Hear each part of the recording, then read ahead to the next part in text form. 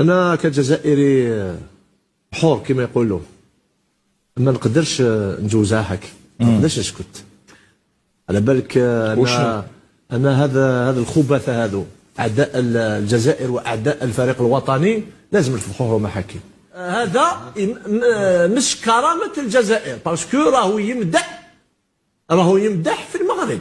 صح. اسكو سي نورمال، ما قلتلكش تكلم بالسوء على بلد اخر، لكن تحترم بلدك وما تمدحش البلدان الاخرى. انت راك جزائري، تدافع على الفريق الوطني الجزائري. نطلب من رئيس الفيدراليه ان يودع شكوى بمحاوله تحطيم الفريق الوطني على بعد 24 ساعه من مقابله هامه.